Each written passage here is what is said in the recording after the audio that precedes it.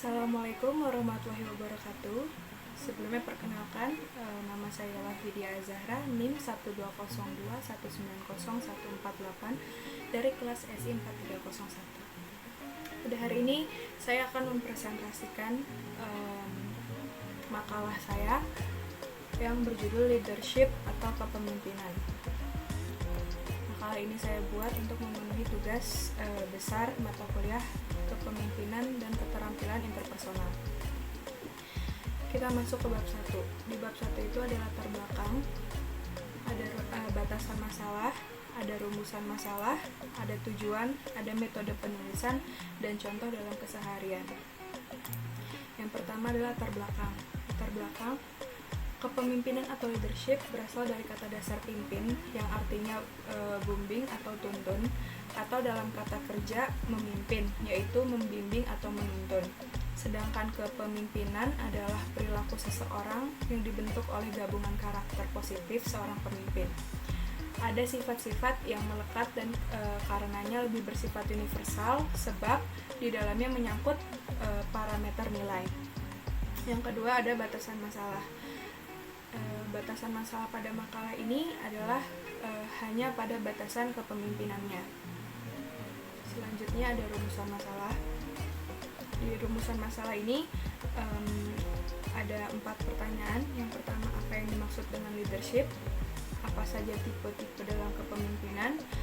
Bagaimana ciri-ciri dari pemimpin yang baik? Dan apa saja kendala sebagai pemimpin? Selanjutnya ada tujuan. Tujuan pembuatan makalah ini yang pertama itu untuk mengetahui pengertian tentang leadership. Jadi, biar kita lebih tahu tentang apa itu leadership. Yang kedua, untuk mengetahui tipe-tipe dari kepemimpinan. Ini tuh biar kita tuh tahu tipe-tipe kepemimpinan itu tuh ada apa aja dan kita tuh masuk ke dalam tipe kepemimpinan apa. Terus yang ketiga ada untuk mengetahui ciri-ciri pemimpin yang baik seperti apa. Selanjutnya ada metode penulisan. Metode penulisan dalam makalah ini tuh adalah questionnaire. Jadi kita membuat questionnaire dan membagikan questionnaire itu ke orang-orang agar mereka membuat atau mengerjakan questionnaire itu. Jadi kita tahu menurut dia leadership itu seperti apa dan bagaimana. Dan contoh dalam keseharian sehari-hari itu ada kepemimpinan dalam perusahaan, kepemimpinan dalam organisasi, kepemimpinan dalam universitas atau sekolah. Kita masuk ke bab 2. Landasan teori. Kepemimpinan. Kepemimpinan adalah proses mengarahkan dan mempengaruhi aktivitas-aktivitas yang ada hubungannya dengan pekerjaan terhadap para anggota kelompok. Kepemimpinan merupakan suatu proses agar bisa memimpin. Pemimpin harus melakukan sesuatu seperti telah diobservasi oleh John Gardner pada tahun 1986 sampai 1988. Kepemimpinan lebih dari sekedar menduduki suatu otoritas. Kendati posisi otoritas yang diforinalkan mungkin sangat mendorong proses kepemimpinan. Namun, sekedar menduduki posisi itu tidak menandai seseorang untuk menjadi pemimpin. Selanjutnya ada fungsi. Fungsi pemimpin dalam suatu organisasi tidak dapat dibantah, merupakan sesuatu fungsi yang sangat penting bagi keberadaan dan kemajuan organisasi yang bersangkutan. Pada dasarnya, fungsi kepemimpinan memiliki 2 aspek. Yang pertama itu ada fungsi administrasi, yakni mengadakan formulasi kebijaksanaan administrasi dan menyediakan fasilitasnya. Yang kedua ada fungsi sebagai top management, yakni mengadakan planning, organizing, staffing, directing, commanding, controlling, dan sebagainya. Kemudian ada teori-teori kepemimpinan. Teori kepemimpinan berdasarkan penelitian, perilaku seorang pemimpin yang mendasarkan teori ini memiliki kecenderungan ke arah 2 hal. Yang pertama, yang disebut dengan konsiderasi, yaitu kecenderungan seorang pemimpin yang menggambarkan hubungan akrab dengan bawahannya. Contohnya, gejala yang ada dalam hal ini seperti membela bawahannya, memberi masukan kepada bawahannya, dan bersedia berkonsultasi dengan bawahannya.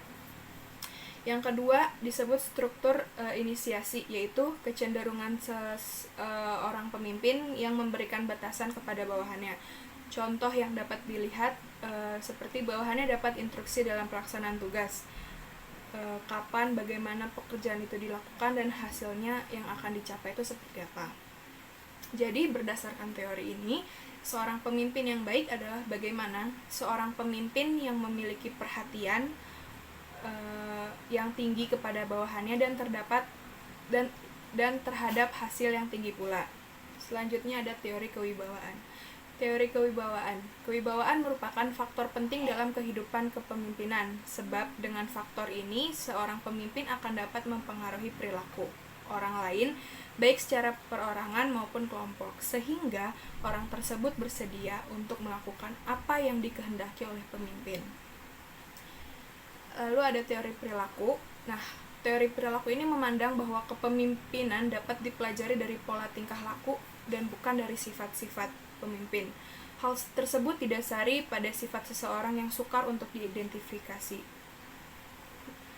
Selanjutnya ada teori kepemimpinan sifat. Teori kepemimpinan sifat adalah suatu pandangan atau pendapat yang mengatakan bahwa efektivitas seorang pemimpin banyak ditentukan oleh sifat-sifat atau karakter yang dimiliki oleh pemimpin tersebut. Tapi kepemimpinan sifat membedakan pemimpin dari non-pemimpin dengan memusatkan perhatian dan kualitas dan karakteristik pribadi seseorang. Individu-individu seperti Margaret Thatcher dan Nelson Mandela yang dikenal sebagai pemimpin yang memiliki karisma, bersemangat, dan berani. Selanjutnya kita masuk ke bab 3. Ada tipe-tipe kepemimpinan. Yang pertama itu adalah tipe otokratik. Semua ilmuwan yang berusaha memahami segi kepemimpinan otokratik mengatakan bahwa pemimpin yang tergolong otokratik dipandang sebagai karakteristik yang negatif. Dilihat dari persepsinya, seorang pemimpin otokratik adalah seseorang yang egois. Nah, gaya kepemimpinan yang dipergunakan pemimpin yang otokratik itu antara lain yang pertama, menuntut ketaatan penuh dari para bawahannya. Yang kedua, dalam menegakkan disiplin, menunjukkan kelakuannya. Yang ketiga, bernada keras dalam pemberian perintah atau instruksi. Dan yang keempat, menggunakan pendekatan punitif dalam hal terjadinya penyimpangan oleh bawahan. Selanjutnya ada tipe paternalistik. Tipe pemimpin paternalistik hanya terdapat di lingkungan masyarakat yang bersifat tradisional.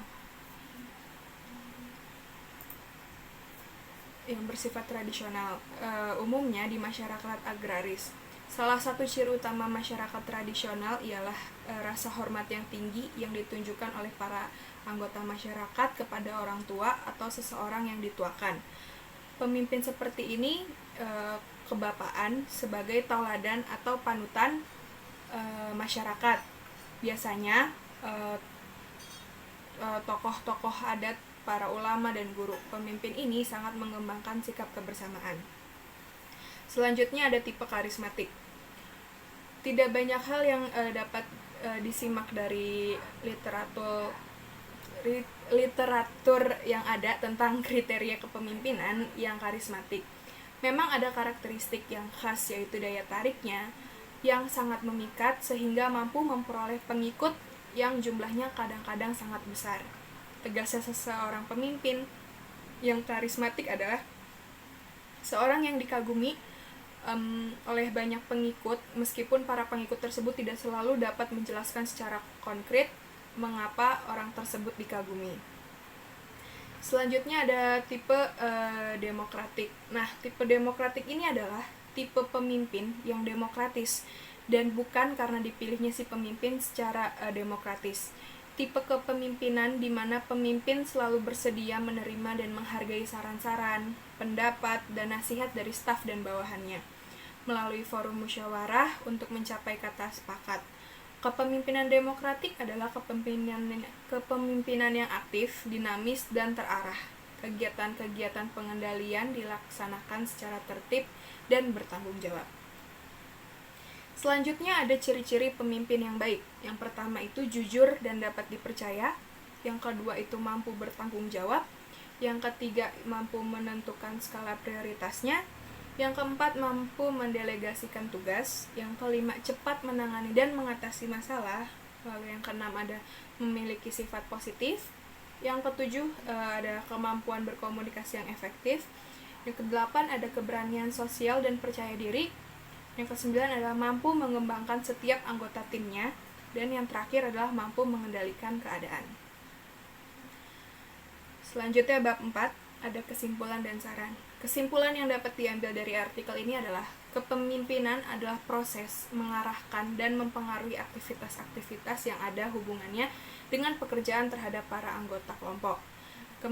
Kepemimpinan merupakan suatu proses. Agar bisa memimpin, pemimpin harus melakukan sesuatu. Kepemimpinan lebih dari sekedar menduduki suatu otoritas. Kendati posisi otoritas yang difinalkan mungkin sangat mendorong proses kepemimpinan. Namun, sekedar menduduki posisi itu tidak menandai seseorang untuk menjadi pemimpin. Menjadi seorang pemimpin tidaklah mudah, perlu mental dan fisik yang kuat untuk menjadi seorang pemimpin. Pemimpin bukan hanya gelar, melainkan tumbuh dan berkembang dalam diri seseorang. Selanjutnya ada saran.